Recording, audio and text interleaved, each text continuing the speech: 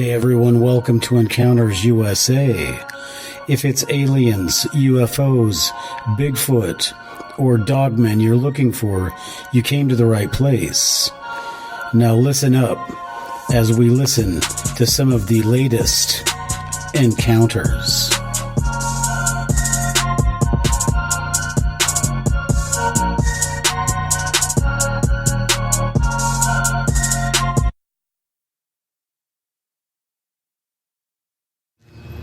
Hello everybody and welcome to Encounters USA.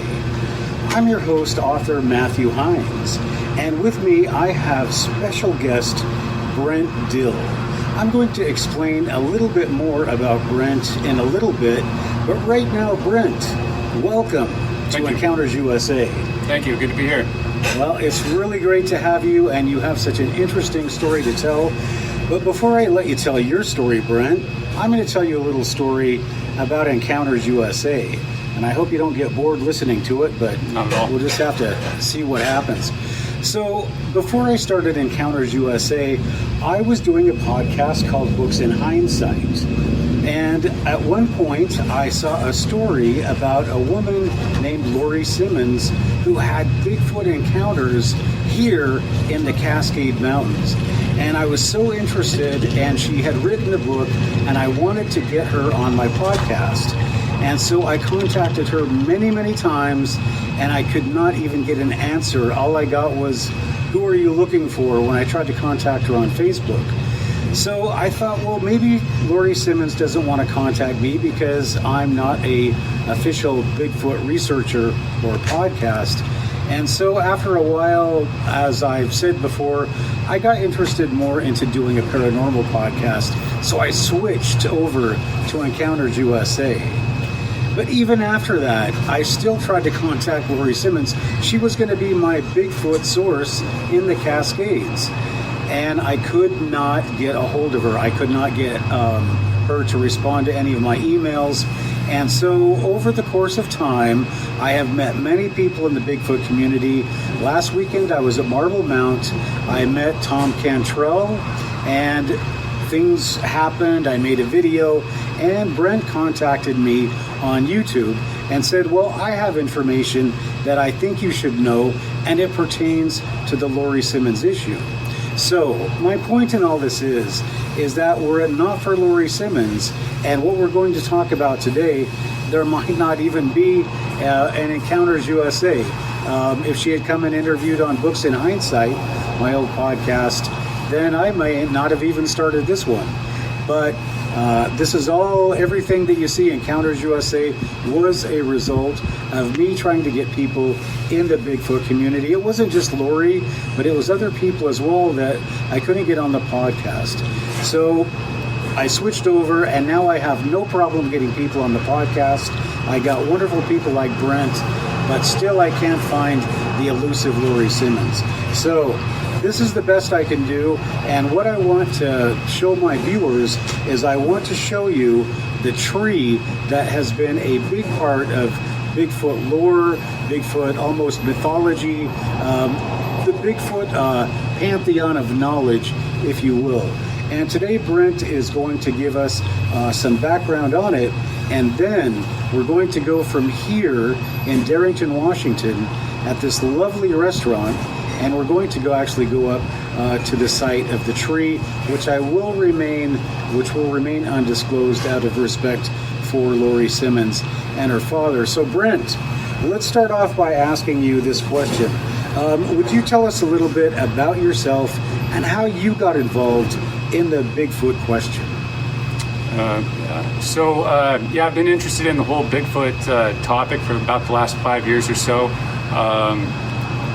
I went online to the Facebooks, try to learn as much as I can, and try to sort through all that. And I decided I had to start going out on my own to really kind of decide. And looking into it, I fortunately live near the Cascades, which is a really big prime area for Bigfoot, activity and stuff. A lot of reports coming out of here, and historically, it's been a really active area. So I decided to kind of go out on my own to kind of see what's out there, and so it's been a learning process, and just trying to get, to the truth of what's actually going on, because, we could,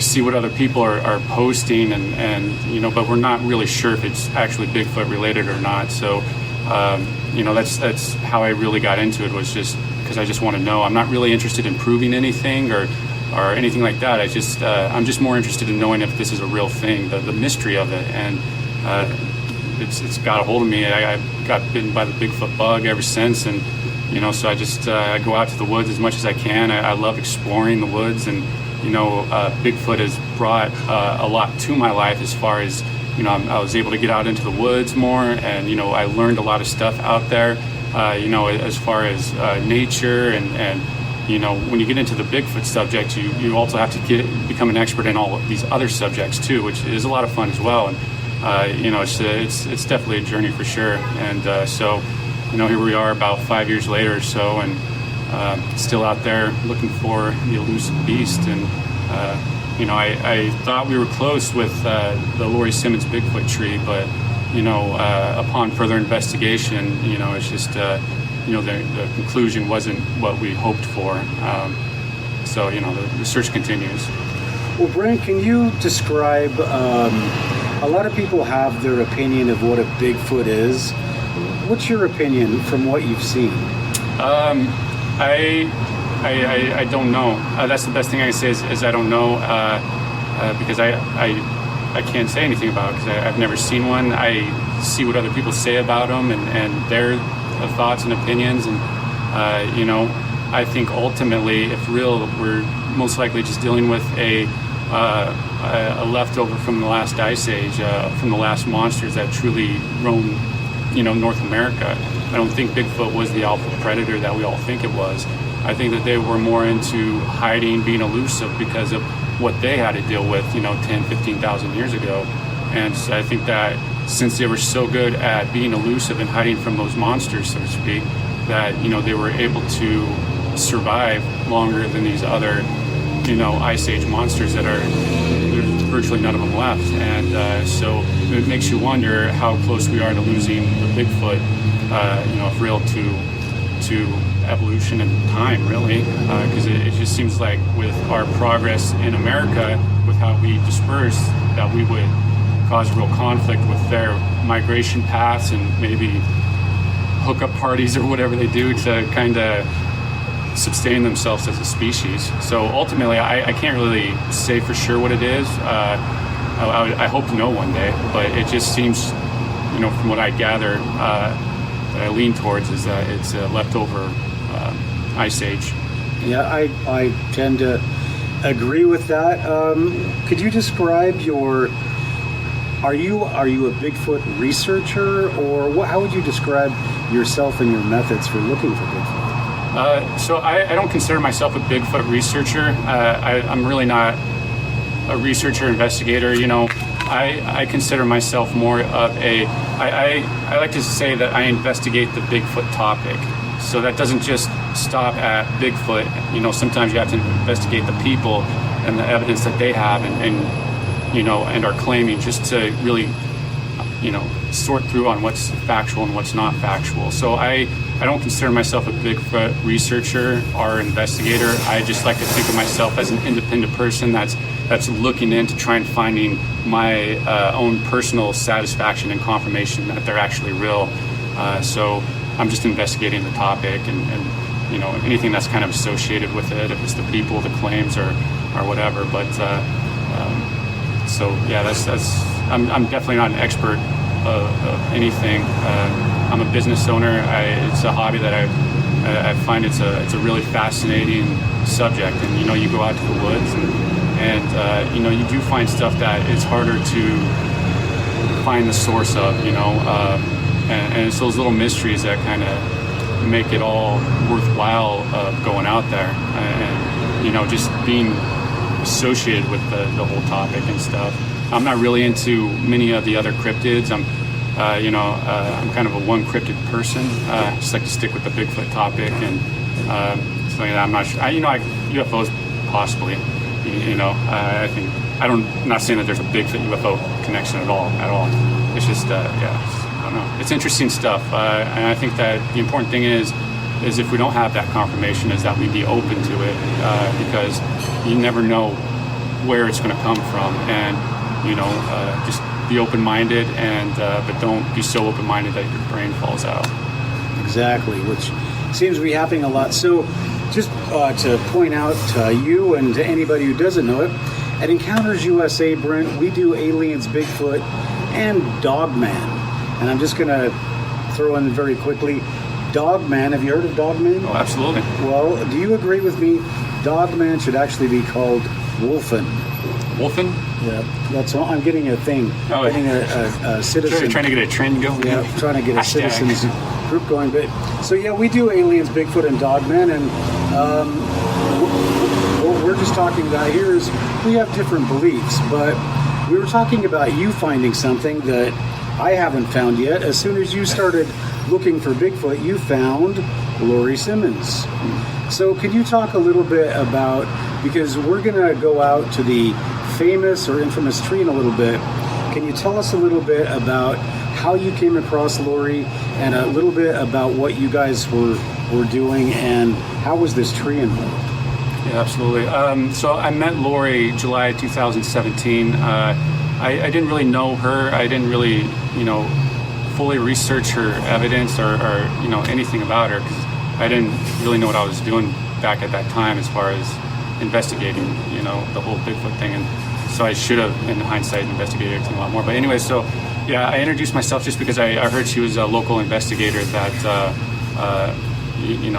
that we go to, pretty much the same general areas. So I just thought I'd introduce myself, because it's always good to know people that, that are in this field of study that, that go out there in similar places, kind of have like, I'm all about people working together, getting synergy, because not one person can actually solve this. It's going to take a network of people working together to, I believe, really get the concrete proof needed to show what's out there. I introduced myself to Lori as I introduced myself to anybody else who's investigating this, like I introduced myself here. She took me out there to the tree, and I didn't really know what to expect at first.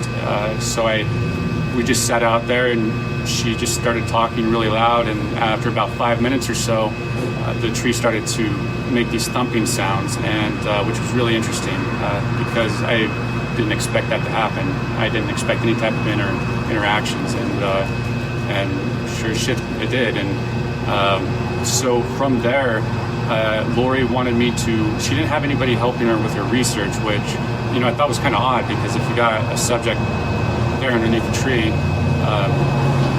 I thought it would get more interest. But so nobody was really helping her, so she asked me for her help, or for my help to finishing her research or, whatever she wanted to do. But as soon as I got attached to it, an opportunity came for her to do a movie and do some other projects that she wanted to do with it, which I wasn't really, I was just more interested in the actual research and finding out what's going on, what's underneath the tree, and because I wanted to see a Bigfoot. That's my main goal, is I just want to see a Bigfoot. I just want to know that they're real. Okay, but Brent, so Lori had Bigfoot. Lori had Bigfoot in a tree. And under a tree. And so that's what brought you to her, correct? Correct. So you went out there, and did you see Bigfoot under the tree? No, there was, I've never seen any Bigfoots out there or Bigfoot evidence surrounding the tree. The only thing that I've experienced was the tree knocks. And when you're there, this isn't a normal tree. This is a tree, I guarantee you, very few has really ever experienced. I've taken people there that are very familiar with the woods that aren't into Bigfoot at all, and they were shocked by what this tree can do.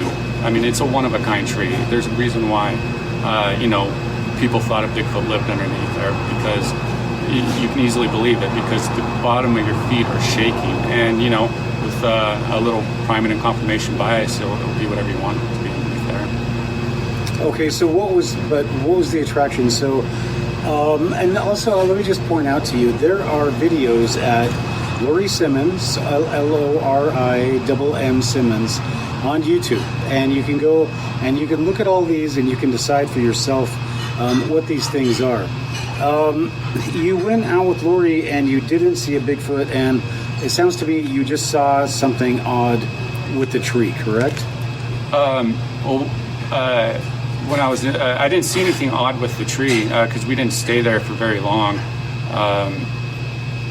So with Lori's investigation, you'll go out there, but you don't stay very long, so you don't have a chance to really fully, investigate the tree. I didn't do my own personal private investigation until August of last year, and that's when I found, the true conclusion of what's actually going on with the tree. Yeah. Now, I want to go back in time a little bit, because the one thing that we want to do in all of this is, first of all, we want to show the utmost respect to Lori, and we want to show the utmost respect to her father, who actually initiated all of this to begin with. So could you talk a little bit about the research that her father did and how she ended up picking up on this? And before you start, let me also just throw in here, Lori, at any time, anybody that wants to speak for Lori is welcome to come on the podcast and say your version of this. But right now, Brent has the floor, and Brent wants to talk about his experience with the tree, because Brent thinks that this is very important stuff, and so do I. So, Brent, why don't you tell us a little bit about what was going on with the tree and with Lori? Yeah, historically, so this is from what I gather. I have the utmost respect for her dad. Her dad seems like a really cool a mountain man who's been researching Bigfoot for almost 30 years, and he's had a bunch of experiences outside, away from the tree. It's like I've said before, this area here, it's a well-known area. It's if you think Bigfoot's around, you go to these areas because that's where you think they are. I mean, it just seems like that's where they would be. So he's had a lot of different experiences, which he wrote about, and he was a trapper, a true mountain man. One of the rare people that you don't really find nowadays, and so he, I'm sure, like most, was interested in the whole mystery, and did it the best he could with the investigation, and I think he was taken to the tree because I think this lady and her dogs initially came across the tree, and then her dad was taken there, and since then he's been trying to investigate it. Very like everybody who goes there tries to investigate it, and he was able to do the best he can with the techniques and the technology that he had at the time, and it's unfortunately he wasn't able to come to the full discovery of it until he passed away, and that's when Lori kind of came up and decided to see what's going on, and started her own investigation, and if you check out her WordPress blog, and you can read about her own personal journey within the subject, so you can kind of get a full sense, and so Lori, for the last 8 years, was taking a lot of different people up there, like Brian Sykes, Adam Davies, Tom Cantrell, and a lot of people, and people try and help her out, and so she has her theories and hypothesis of what's going on and what's causing this, and I have different ones, and I just think it's important that we have all the available information out there of what the potentials could be. I mean, if people would still like to believe a Bigfoot lives underneath there, you're definitely more than welcome to. But there's some compelling evidence that would definitely state otherwise, and for various reasons. So her father's research was not just in those trees. He was also around. Like, do you know how big the area was that he was working in? It's valleys. We're not talking small areas. We're talking valleys, that are tens of 20 miles long. There's no specific one area that he researched. He went where he was, either being told was activity, or, where he, thought there might be activity, or he was just out enjoying the woods on his own and just come across stuff. I think one of his Bigfoot, if I remember correctly, one of his sightings was when he was just having lunch on the side of the road out in one of these remote areas, and sometimes that's how it happens. Okay, so Laurie, okay, so his research was not centered just on the tree. It was in a pretty wide area. Yeah, but the big portion of his research was around the tree. But I mean, he does have, Laurie has, clippings and all this other stuff of other places that he went and tried to investigate. And like all of us, we just do the best we can with what we got to work with, and that's what he did. And so his area was pretty much the entire the Cascades up here, and the tree was just a part of it. He seems like a really cool guy and stuff. So okay, and how much evidence did he gather, and what kind of evidence did he have? I think it's more testimonials, because we're talking about a mountain man, and we're talking about late 90s, early 2000s, where nobody had cell phones. Everybody had, there's no smartphones or really. So I don't think he had the technology to really fully document it outside of verbal testimony, because he wrote a book, Tracking Bigfoot, which is a collection of his experiences, different investigations that he tried to do, and I definitely highly recommend picking it up and reading it. And a good part of it is, surrounding the tree, him trying to figure out the whole tree, and his investigation into it. And All right. So, has Laurie written any books? Yeah, she wrote a book called Tracking Bigfoot 2, I think. The Search Continues, something like that. Yeah, that book centers around her 2012, 13, 14, a previous investigation that created that famous trail cam picture that I'm sure everybody has seen of the Bigfoot looking right by the campground at night. That looks white. A lot of people say it's a sleeping bag Bigfoot. It's Okay. All right. Well, I'm getting really, really excited to see this tree, but I just want to make it clear to people that her father's research did not center on just this tree. So if you find Bigfoot at the tree, if you don't find Bigfoot at the tree, there are other things that her father was looking at and her father was exposed to that Laurie has not really shown anybody, or et cetera, et cetera. Is that correct? Well, yeah, and she has a lot of previous clippings that because he used to be a writer for an outdoor magazine, and he was actually an accomplished person that it just seems like a really cool guy to hang out with, and so it's kind of like you, Brent. Yeah. All right. Well, what was I going to ask you? Yes. So Laurie's, you and Laurie are working at this tree. Is there media involvement at this time? How does the media get involved? Well, I don't think the media was ever involved when I was associated with it. All that was prior to me getting on board. That's when all the books were written, the podcasts, TV shows, or whatever. All that was prior to me. When I got brought on board, she was approached with the opportunity to do a movie, Underground Giants, and so she created a little teaser trailer for that, and I'm not sure where she's at with making that whole movie there. But yeah, she personally had some different projects going that dealt with the media aspect of it. I didn't really have anything to do with that.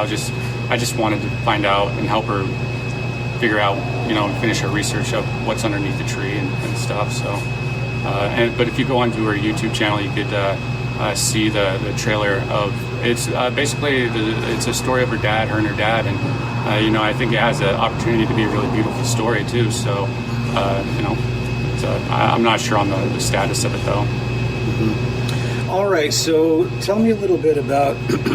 We're going to go out to see the tree. So we're in Darrington right now, and we're not going to give away the exact location. I think people know where it is pretty much, right? Yeah, I mean it's yeah. I'm not going to give the location. You can probably find it somewhere. Yeah, I'm not giving it either. It's it's not that hard to find, but I'm not. Yeah, it doesn't seem necessary.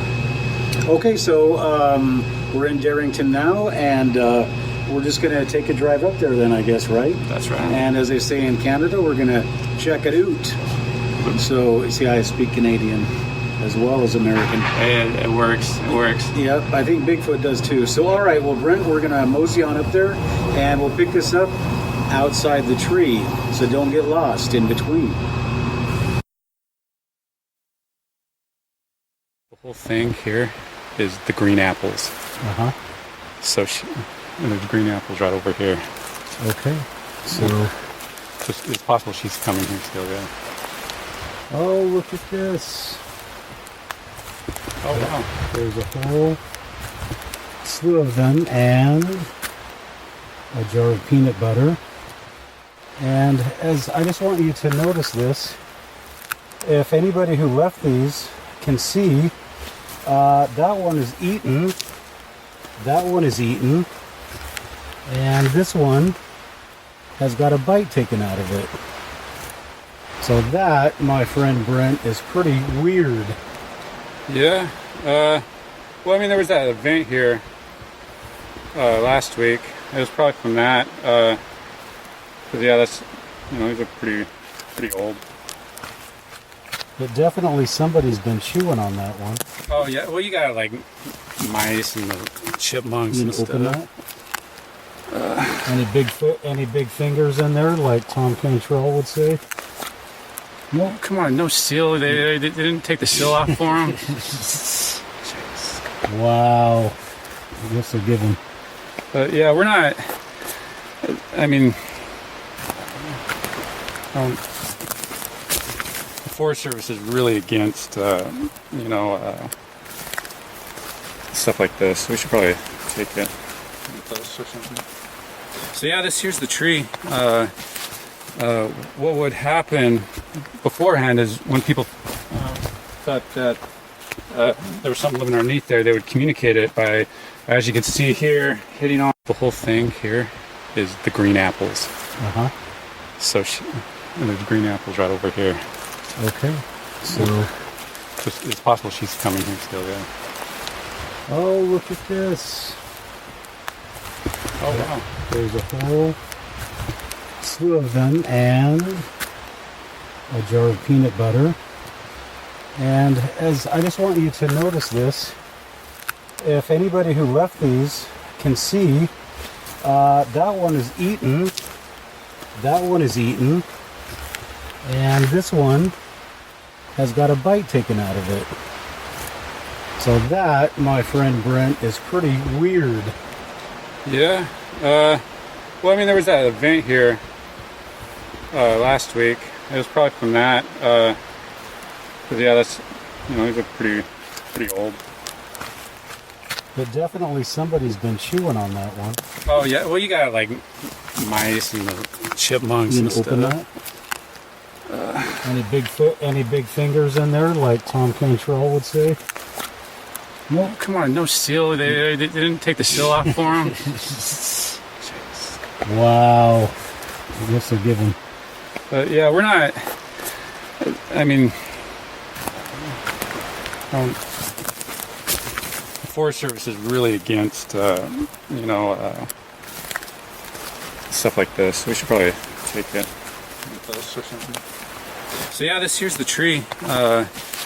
What would happen beforehand is when people thought that there was something living underneath there, they would communicate it by, as you can see here, hitting on like that, and in hope of a response. And if you didn't get one right away, what was suspected was that it was either sleeping or it was at another area, because it was theorized that, hypothesized that there's tunnels going to these other chambers that look like built up mounds. Because if you look down here, these are boulders stacked up, which it could make someone think that it could be a rock wall, but it's just a natural formation because it's got an old river right through here where it used to run, the Cascade River, which contributed to these chamber-looking mounds.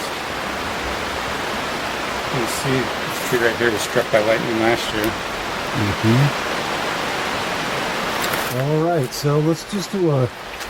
Now, where's the entrance? There was a. I thought I saw an entrance. Oh yeah, Keebler entrance. Is this it? You could try.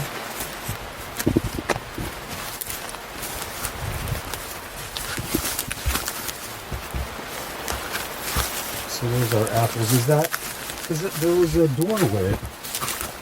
Door? Well, yeah, it looked like I've definitely spent a lot of time looking for entrances on this one.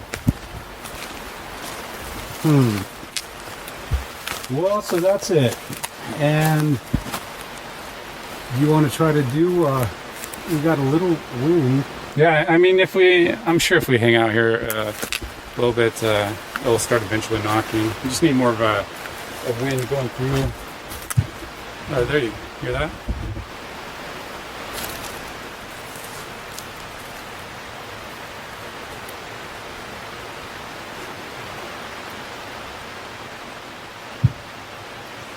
Did you hear it? Yeah.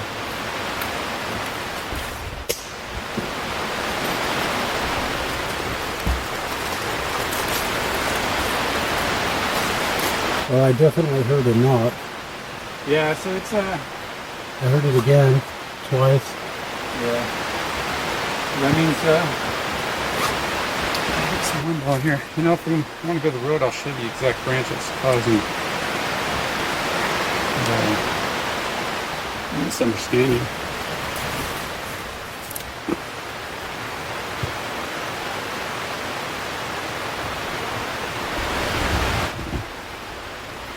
Well, I am just kind of, my feeling about this is it's pretty creepy. And that sound is definitely real. Yeah, you haven't heard anything yet. This gets so loud, it's deafening. You can feel the vibrations in the air and hear it from like far away, even over the river here. I mean, it gets loud, especially once the wind starts really, really kicking in. Well, I just want to make a note that there's not really any wind. There's a tiny bit. Yeah. And probably that's why we heard a tiny little thump. Well, if you see how the embedded branch Yeah, is let's too, go take a look. So this is the culprit. And it's that cross member right there. yeah, that's going to your right. And where is that branch from? Which tree? It's from the tree closest to us on the left. Okay. And the branch is, as you can see, it's going to the right there, and it's embedded into the tree on the right. Yeah. So when you're hearing that thud, what you're hearing is that branch basically scraping across the right tree. Yep. So at least that's your theory. That makes sense to me. And people are going to say whatever they're going to say, but that really sounds like it. And it is a strange sound, that's for sure. And it's kind of creepy, and it does give you a weird feeling being here. But if the simplest solution is it, that's it right there. So that's really, it's that range. All right, well, Brent, let's sit down and let's continue our chat. Talk a little bit more about the tree. Sounds good. All right, so here we are. We're at the tree. We just did a walk around, and we haven't seen anything really out of the normal. If you watch this, the previous clip, then you'll have hopefully heard these brief knockings that really do. They're creepy, but as Brent just showed me, that they are actually from a branch that crosses. There's two trees that are mated together here, and one of them crosses the other one, and that seems to be making the noise. So Brent, let's first of all, thank you for bringing me up here. As I said, this is where my whole journey began when It's ironic, yeah. started doing the Bigfoot thing. So, or actually my first podcast. So we're here at the tree, and the first thing that I'd like you to talk about is, so you and Lori are doing some research. You've got some very respected scientists, people from science. You've got some media people that are showing up. So what's going on with you and Lori at this time? Well, I haven't spoken to Lori in probably over a year. We had a bit of a falling out when we just had different visions of what we wanted to do. She was really interested in pursuing, getting a a movie made and a foundation and all this other projects. Now just more focused on getting to the heart of what's going on and getting that finished, of helping her bring a conclusion to the 8-year investigation that she was doing. So yeah, we don't talk anymore. Just your just. Brent, but all these things that Lori's doing, it's because of the tree behind us. Mm-hmm. Okay, so what's your attitude when you come out here and you start to see what's really going on? Did you start to have kind of red flags go up that maybe this isn't really what it is supposed to be? Yeah, so when I decided to go ahead and come back and do my own private investigation, because I put a lot of time, money, and resources into, to the investigation of trying to help Lori and stuff and get to the conclusion. And so, I had a real vested interest in it, and I was really curious to find out what was down there, because I really wanted to see Bigfoot, see the big guy, and really have that confirmation that these species are real. And so I came back and did my own private investigation.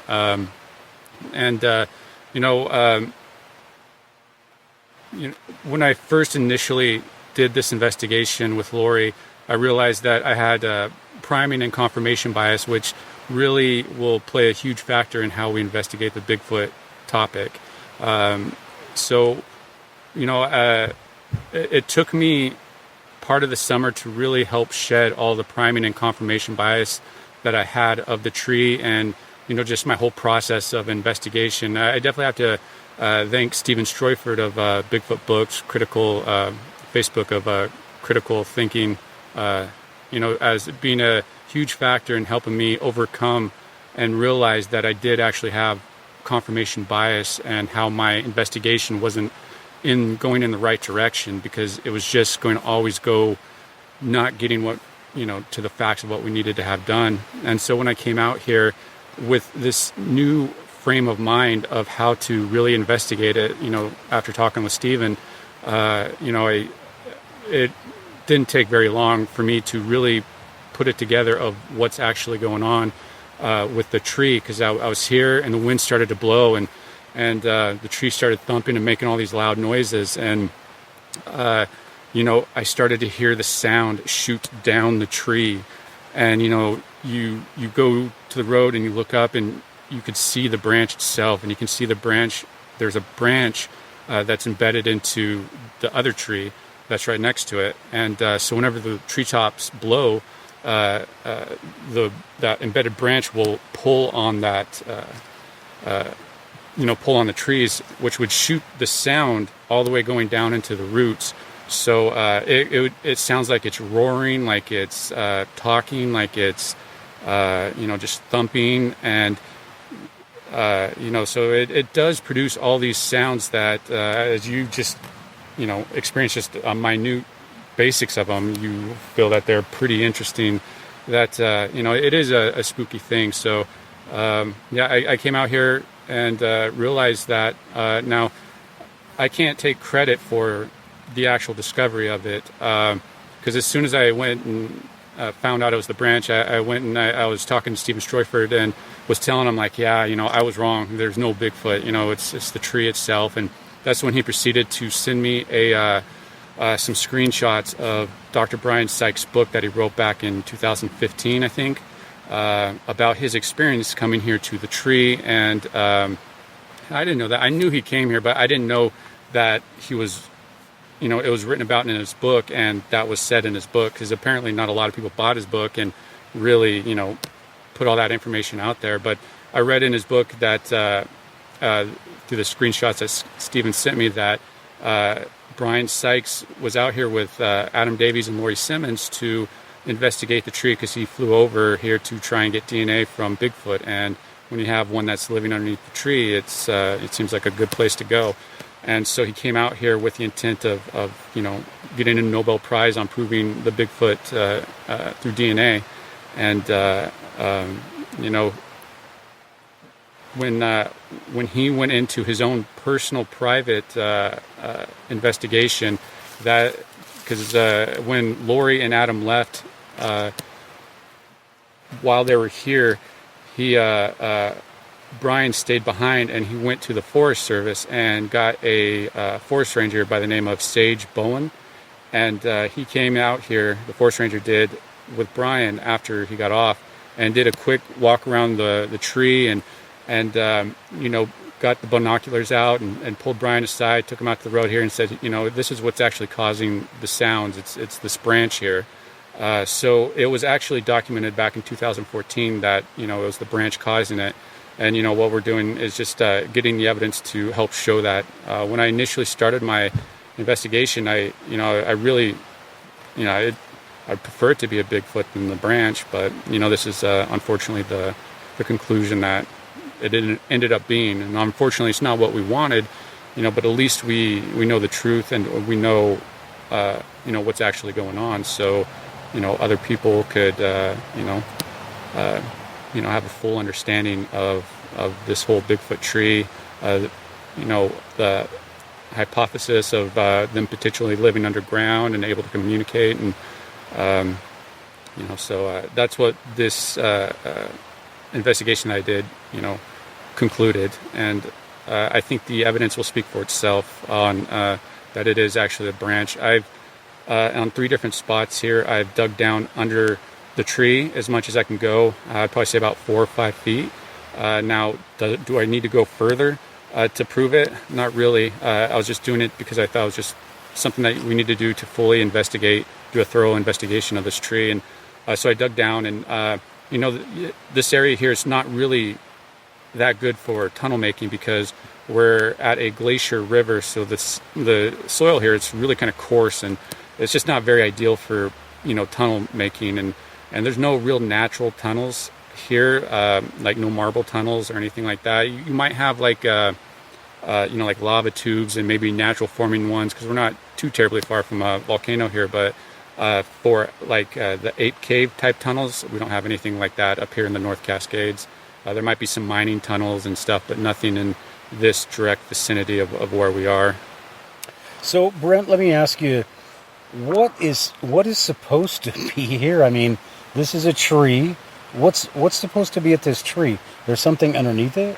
Yeah, it was hypothesized that there was a Bigfoot called the Big Guy that was living underneath the tree here and was able to communicate to people by thumps and growls and potential talking. And there was a lady in 2017 who came out here and was talking about how she was able to teach it a song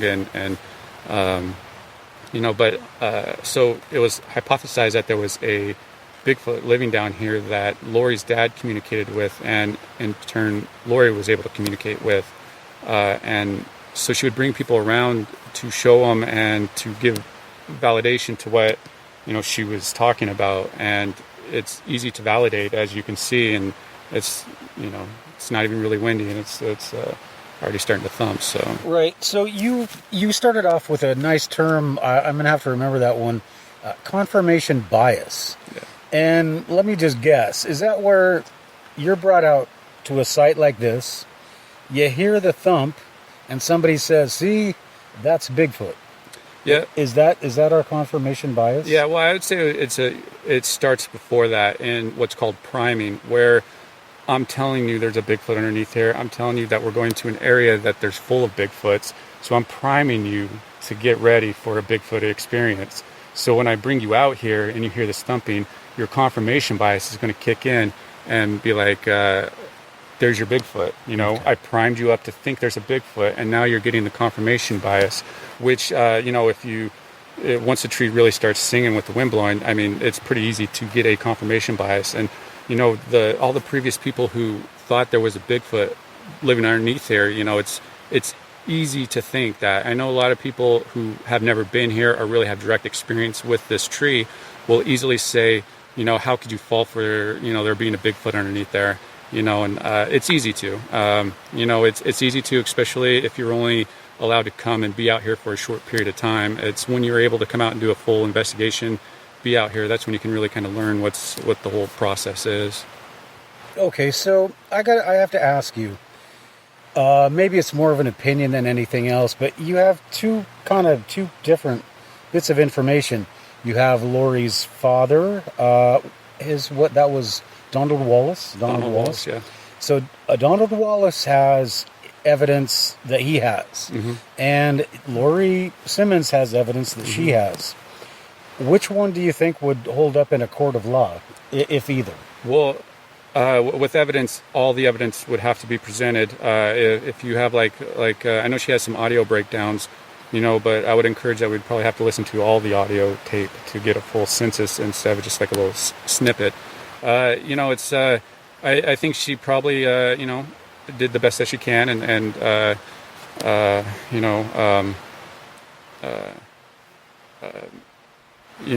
that's what she thought was the right answer, and it's for whatever reason she came to that conclusion, and I just want to have an alternate hypothesis out there, or theory, so when people are going into this underground tree thumping thing, they have all the information out there so they can make their own informed decision.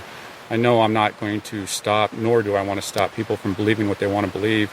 It's just they're going to. But I just want to make sure that the people who are really looking, those truth seekers, I consider myself a truth seeker, that no matter what it is, I'd rather have the truth, good or bad. I'd rather have that. And so this is for those other truth seekers who just want to know the truth and get to the facts of what's going on. It's not what we wanted it to be. I would love for a Bigfoot to be living underneath there.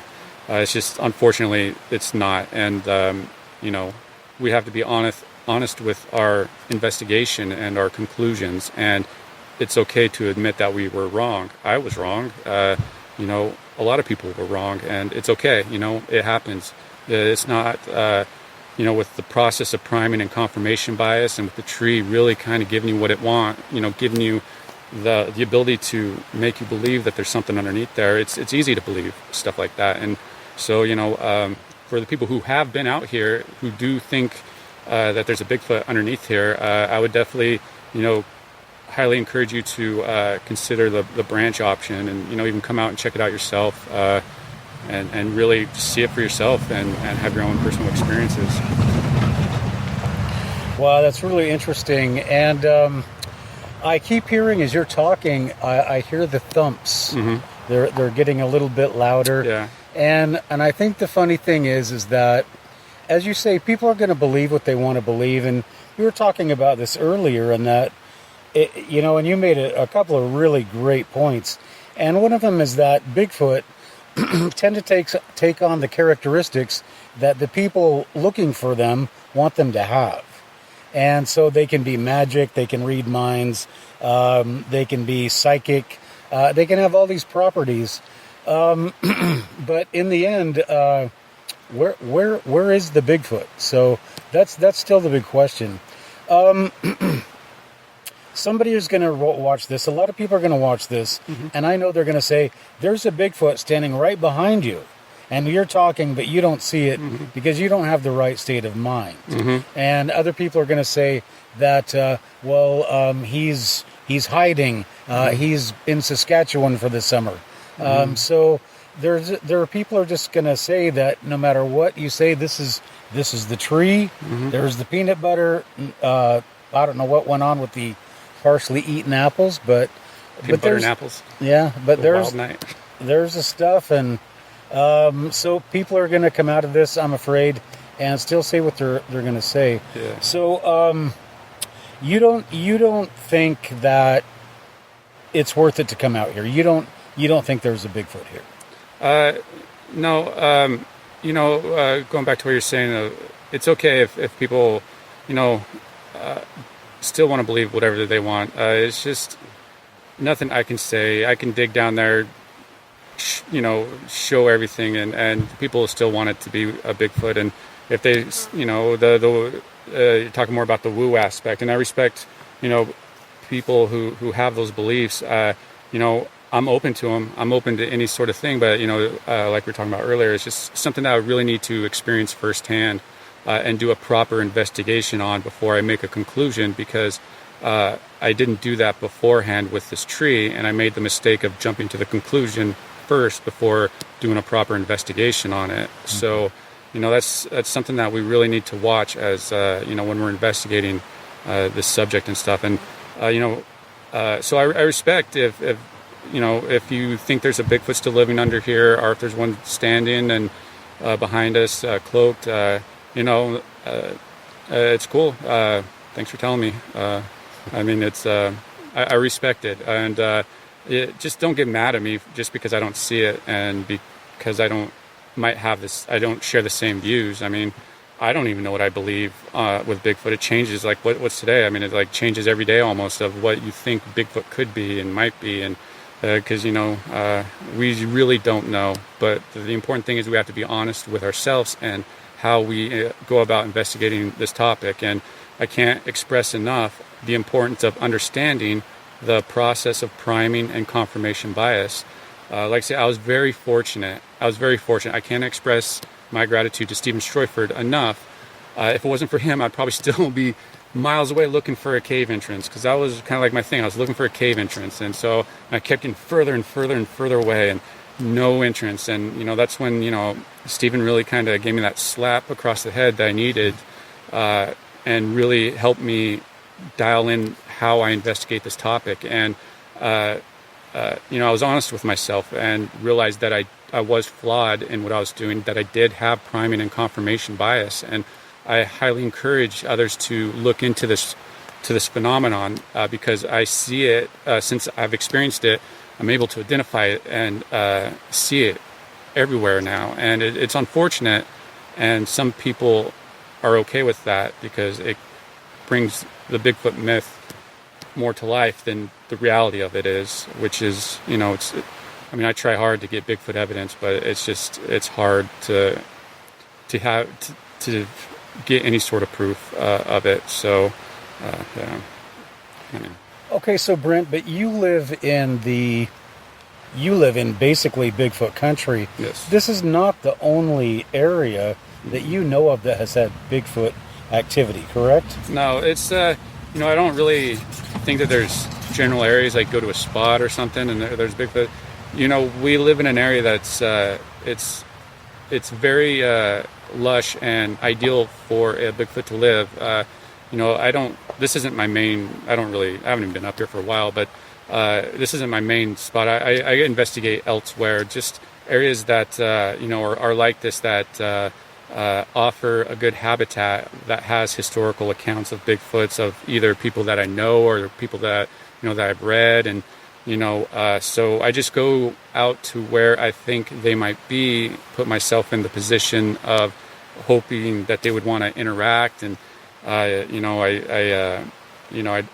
try to take into account that when I'm out there, I'm being watched by them, so I should probably be careful on how I present myself, and because you don't want to be out, how you pick up on people's vibes and stuff, and you just want to always put out a good vibe when you're out there, and just try and get interactions. And it's tough going. I think we live probably in one of the most, one of the biggest hotspot areas, and it's not, Bigfoot's not around every corner. Bigfoot's not every tree break, and it sucks to say, but it's an unfortunate truth. But yeah, the whole area itself has a long history with Bigfoot activity. It doesn't matter where you go, and you just have to, when you go out and do it, you just have to ask yourself, am I suffering from priming and confirmation bias? Because I didn't even realize that I had that.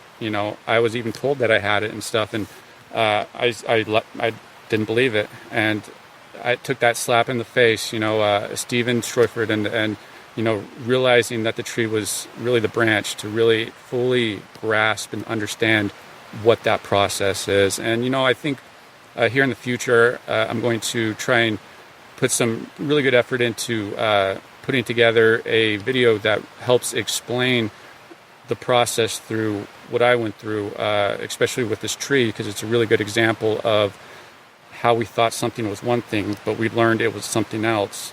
But the process of us getting to why we thought it was a Bigfoot, I find very interesting, because that's where a lot of people are at right now, is we are in this process of thinking all this stuff is Bigfoot, when in fact is it really, and so probably maybe later this year or something. I really want to put a lot of effort into this and have something that I think will be really acceptable and understandable and helpful, hopefully. So we'll see. You make such great points. And your history with the tree is kind of you bring up another great point there, and that is that when you talk about your confirmation bias, had I come out here with Lori, then Lori would have come out here and told me, like you said, what I was going to see.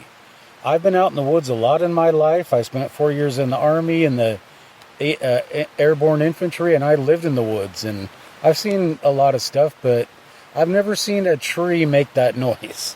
So when you haven't heard anything yet, it gets loud where it sounds like a roaring, like it's roaring.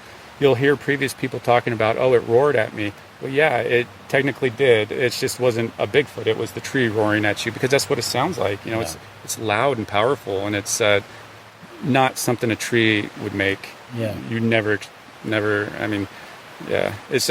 When you come out here with that understanding, it's easy to believe that there's a Bigfoot, especially when you only stay for a short period of time. So like I was saying, the people who were out here previously and it's don't feel bad. It's easy to think that, that there was a Bigfoot underneath there. And I think some are still probably not really fully believing it yet, but just come out here, look at the branch, come out on a windy day, you'll see yourself. I got video of the branch moving, making those sounds in real time, and it's just unfortunately that's the conclusion of what's actually going on here, of it. Okay. Well, if Lori had brought me out, I would have been all excited that, because like I said, I've been trying to track that woman down for almost a year, and just have her come out here, because this was my first introduction to Bigfoot. And the thing that is so appealing about this site is that you have to go out hunting for Bigfoot. But suddenly, no, you come to the tree. And Bigfoot's here, he lives here. He lives under the tree.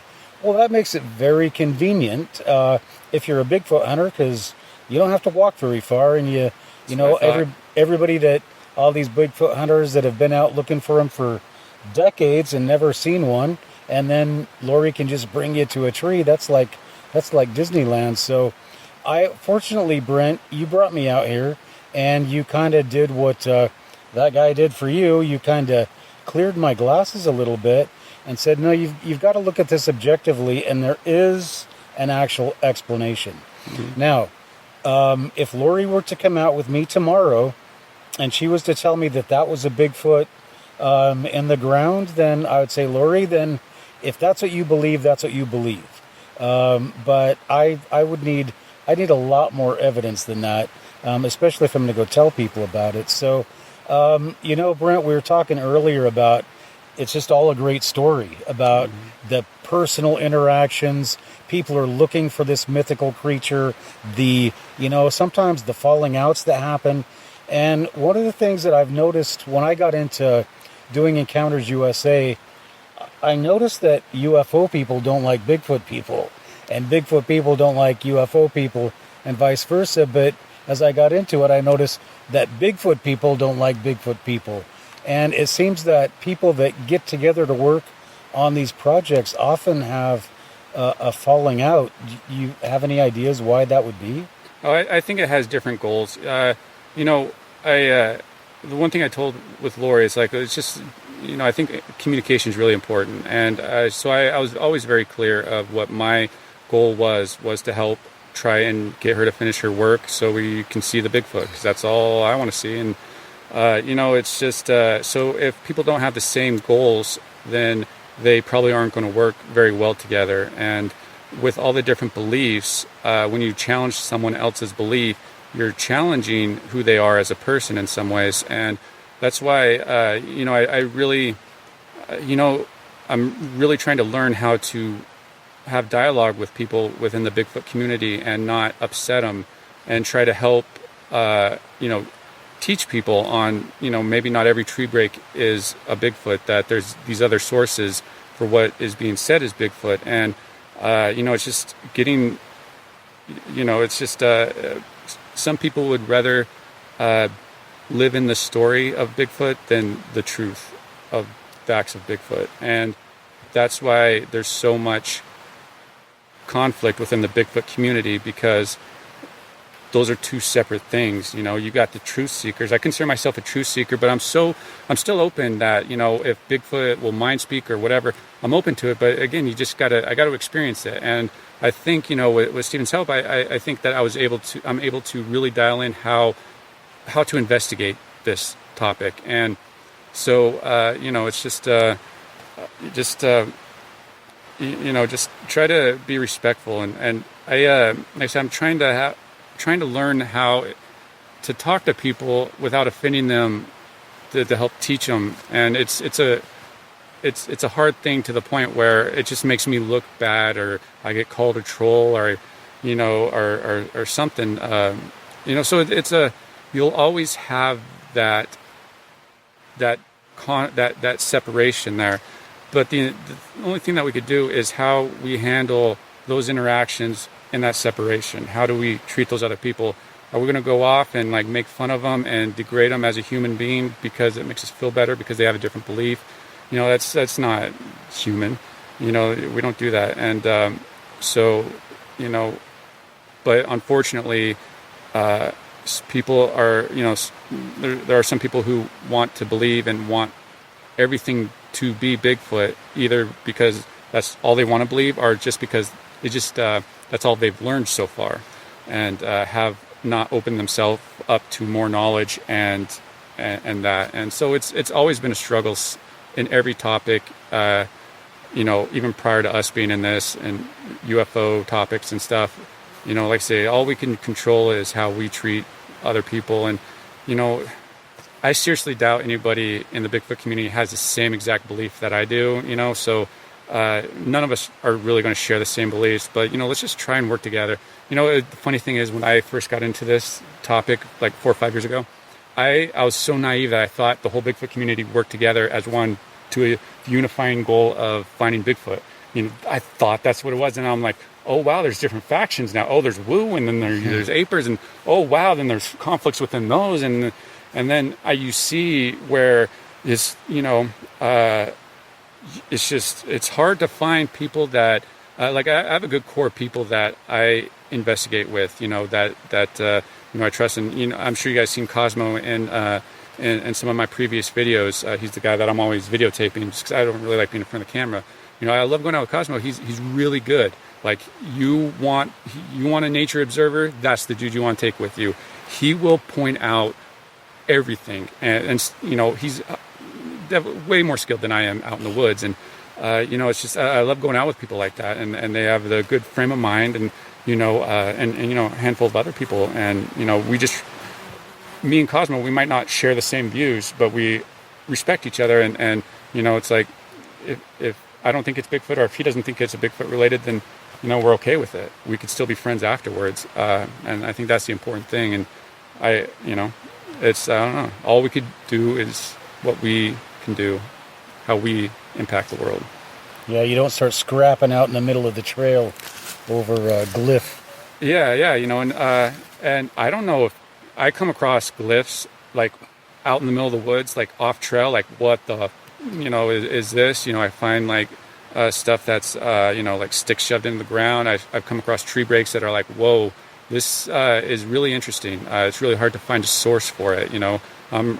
I really try to. You don't find a lot of evidence on my channel, because I think that I do a decent job on vetting out a lot of potential evidence. And just so we don't waste time on stuff that we can't even prove, that we don't even know if it's Bigfoot. That's why I don't even go through any of my pictures or videos with like a fine-tooth comb, because I'm going to be looking for something that I will eventually find in those pictures, and I'll eventually draw a red circle around it, and to other people it will look like a shadow and look like nothing at all. But to me, it would look like a Bigfoot or whatever. But so I don't even do anything like that, just because it's not progressive in the way that I feel we need to be progressive. Like, the way I feel we need to be progressive is to do the boots on the ground, like be out there in the woods, and that's pretty much all I really like to do. That's why probably don't really see me much on the camera, because it's just, all I prefer is just to go out in the woods and hopefully find some interactions. And, with like going out with Cosmo, like I said before, Bigfoot has brought me a lot to my life. No Bigfoot, but it's brought me a lot to my life as far as like with Cosmo. He's shown me a lot about the woods. He's like he's showing me about the gold panning, and he's really kind of getting me into like a lot of different stuff that I didn't even think I liked. And so that's that's one real good reason to go out too, I guess. Yeah, and that's another good point that you bring up, and one that I kind of lament is that so many people come out in these woods looking for Bigfoot, and there's bear and sheep and deer and raccoons and squirrels and chipmunks and all kinds of neat critters, and people are just out looking for something they're probably not going to see. So I think that's kind of sad, but it does at least get people out in the woods, like you say, and it does give people a better appreciation for nature. And then it always brings up that question of this urban sprawl and that it's chasing these things back up into the mountains. So anyway, lots of issues to talk about, and Brent has really been educational. I have learned so much from you about Bigfoot, about the Bigfoot community, about the tree, about what I've been doing for almost a year, and basically I was just kind of wasting my time. And I'm so glad that I ran into you. So I got a couple more questions before we finish, and the first one is, where's money? Where's money in all this? Is there money in it for you? No, I mean, I don't even think my channel has like 200 subscribers. It's not for the money. It's not for the money. It's for me. It's for the truth. I told my family that there was a Bigfoot under the tree. I told my kids there was a Bigfoot under the tree, and I put a lot of time, money, as did other people, flying over here from other countries just to investigate the tree.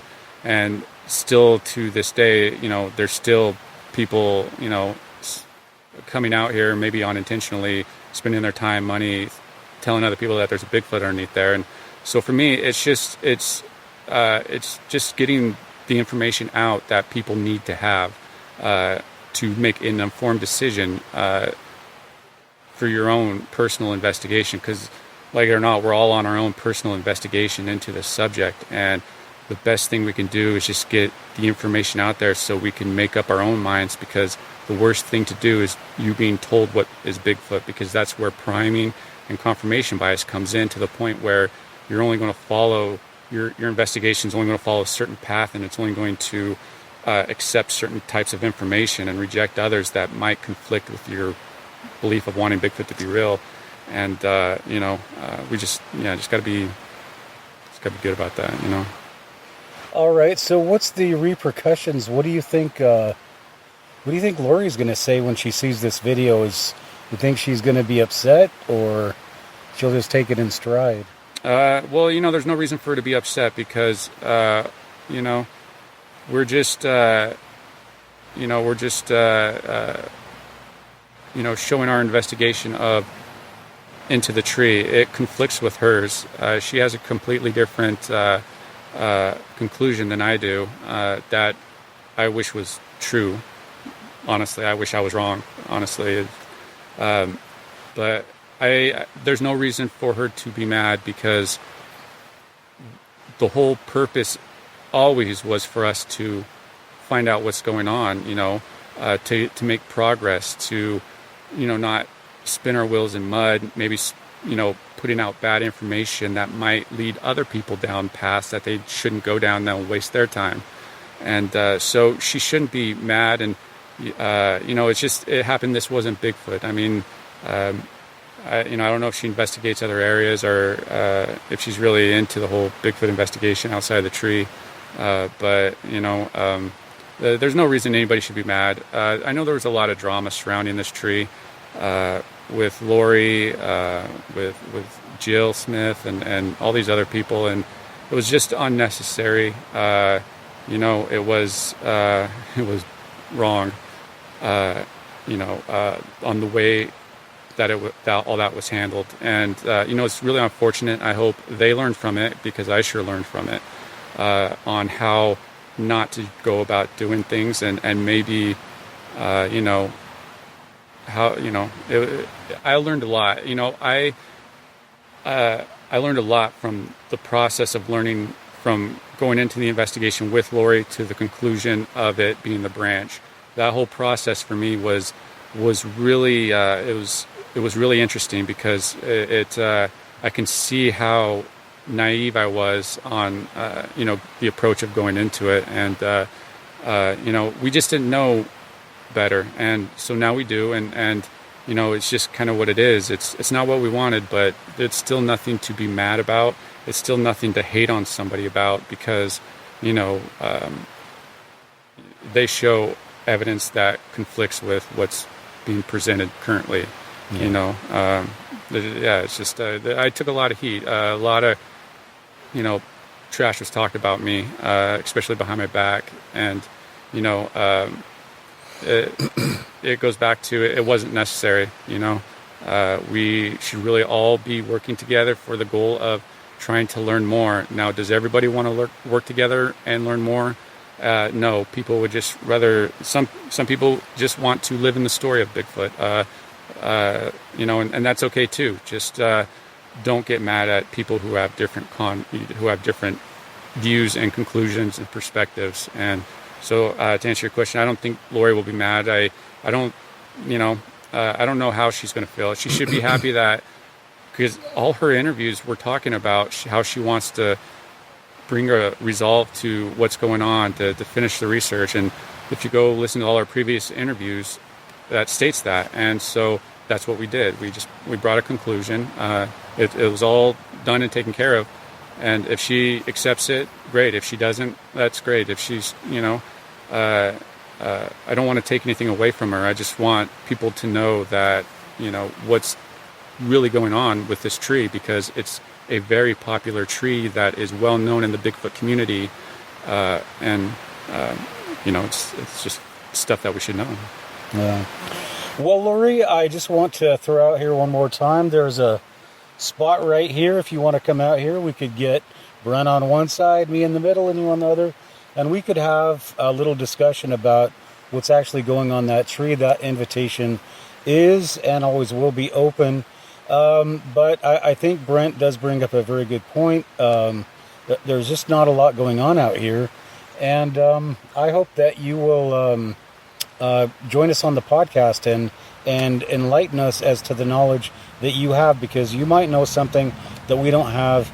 And we want to respect people, all people in the Bigfoot community. So we don't need any haters, and anybody that wants to come forward and say something and give information about this tree that will prove us wrong or prove Brent wrong, sure, we'd love to hear it. See how I threw that on you all of a sudden? So, yeah. Well, Brent, I haven't seen anything. I've seen a tree and I've seen a branch, and I've heard the noises and they're coming from the branch. So I can't say anything beyond that, and I never would. Mm-hmm. So unfortunately that's just what the whole process is of why the sounds are coming from underneath the ground.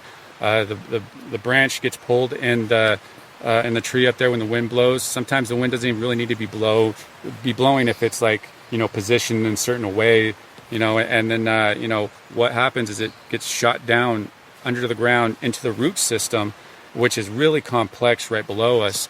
And that's why you feel the ground shaking underneath your feet, because it's the vibration. And I knew nothing about this prior to coming here, and I knew nothing about trees really. So I had to go almost become an expert in trees just to really fully understand the process and really, just really get to the whole conclusion of it. But yeah, that's unfortunately what it is. It's the sound shooting down underneath there. And I definitely encourage Lori to, take him up on his offer. And, it's really not about proving people wrong. It's just about showing what's right. That's the important thing. There's no proving anybody wrong. We're just trying to get to the right conclusion for everybody's sake. And that's our goal. And that's why I'm talking about the branch and showing how it's the branch. And it's not anything personal against Lori or anyone else associated with the tree. It's just, I just feel people should know and see what's the whole process is, because it's fascinating. I've never seen a tree like this, and I haven't talked to anyone else who's ever experienced a tree like this. I mean, what do you think? I mean, I haven't seen anything like that either. And like I said, if Lori had brought me out here and said that's Bigfoot in the tree, I would have said, okay, well, I never heard anything like that. If you say it's Bigfoot or, you know, a cheetah or a cougar or a bear, I'm going to believe you because I don't know what that is. What do you suppose that is? Thunder? I don't know. Or thunder, or somebody shooting a Vulcan at us. All right, well, That's Brent, weird. I think that we are going to tie off this interview for now. I'll tell you what, it's been a real pleasure, and I really can't wait to get you back on the podcast because you're the kind of guy, you're out in the woods, you're doing the research, you're doing the stuff, and you're the kind of guy that we're looking for. You have an objective opinion about things, and that's what we're looking for on Encounters USA. Brent has I don't want to say a support system, but there's a lot of Bigfoot researchers up here that you know. Yeah. Correct? It's you know, like I say, I try to work with as many people, like-minded people who want to go out to the woods and you know, really try to go out and just explore the whole subject. You know, finding Bigfoot, not finding Bigfoot. You know, it's at least we get to go out to the woods and have fun and go camping or go hiking off trail, bushwhacking. You know, even if we don't find Bigfoot. But yeah, I know a lot of a lot of local investigators. I'm always down. I mean, I don't know a lot. I just because I'm still kind of new to the topic too. But yeah, so I'm still learning. So if there's anybody out there that's in the Snohomish County, Skagit County, King County, you know, definitely comment or something. And you know, because like I say, I think the only way to make progress on this topic is a unified network of people that is able to work as one to bring the truth and reality. Even if it's not there, we still bring it, you know, because Bigfoot research is really boring because there's not a lot that happens, and that's why you don't see a lot of channels. I mean, I go out every week pretty much, but it's hard to like you can't make videos that are entertaining with Bigfoot research because it's just and it's not like I'm doing something wrong. It's just I'm in the right areas, doing a lot of the right things. It's just I don't know, maybe takes a little longer, I guess. Yep. Gotta go a little deeper. Hard to find. That's You know, that's why they're Bigfoot. Yeah, you know, but you got. If I can stress one thing to people is, if you're doing your own personal investigation, be it out in the woods or online, doesn't matter. You have to ask yourself, am I suffering from priming and confirmation bias that got me to the decisions and the beliefs that I believe about Bigfoot? So especially the Bigfoot investigators out there who are influencers, the YouTubers that have that influence a lot of people. Those are the people that really need to check themselves if they do have priming and confirmation bias. Because if you're honest with yourself, I really feel that a lot of people would realize that that's what's judging their investigation, which unfortunately still isn't leading to any evidence that's verifiable, you know, that's can go through the whole peer review on it. So All right, well, I'm going to tie this off, and I don't want to add anything to the mix here, but as we've been talking, Brent, I saw something. There's a log off in the distance over there, and I saw something that had like almost a watermelon shape to it that was there, and I was watching it, and now it's gone. And I hear thunder overhead, so it must be time to go. No, it's weird. There are no clouds. Oh, there's clouds there, but definitely we're getting some thunder. So, all right, well, Brent Dill, Matthew Heines for Encounters USA. We're out here at the tree. I guess we can call it Lori Simmons' tree. And we have kind of uncovered and solved a mystery. And Lori, if you would like to come out and add some information, we would sure love to have you come out. Brent is going to be appearing on my podcast from time to time to add us, to update us on his information. And Brent, it has just been a great, it's been a great meeting you. You're absolutely. a great guy and really interesting to listen to. And I cannot thank you enough for bringing me out here. I've been wanting this so much. Yeah. Well, that's what it's all about, is just, you know, sharing the knowledge that we have, you know, and just presenting it. And it's like, like I say, like we were talking, it's like if you don't want to believe it's the branch, that's fine. It's Yeah. everybody has their own thing. But Yeah. If you want to see something weird, there is no doubt this is weird, and I'm going to go over and check we're gonna out check what that the out. heck that was over there. And I'm not trying to add anything. I don't know. It's probably just a play of the light or something. But it was there and then it disappeared. So well, I'm gonna go check it out. the thing is, we're still in the heart of what a lot of respectable Bigfoot researchers, I guess, would call, a really hot prime spot, and so if they're going to be anywhere, they're going to be in these valleys here, and we just got to be at the right place at the right time, and that's what it comes down to. Yeah, well, that's weird because that was there and now it's not there. So We'll check it I don't out. know the light change. Yeah, we'll run over there. So anyway, this is Brent Dill and Matthew Heines for Encounters USA. We are at Lori Simmons' tree, and we're going to go and see if we can't track us down a Bigfoot. And if you're out in the woods with us, by yourself, camping, boating, whatever, if you're in Bigfoot country, or Dogman, or Alien, never forget, always watch your back. Thanks for listening to tonight's show. Please remember, if you've had an encounter, we want to hear about it. Go ahead and email us at encountersusa1@gmail.com or contact us at encountersusa.com, our website, and go to the contact form.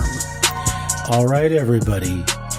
Until next time, be careful out there. And if you're out in the woods, watch your back.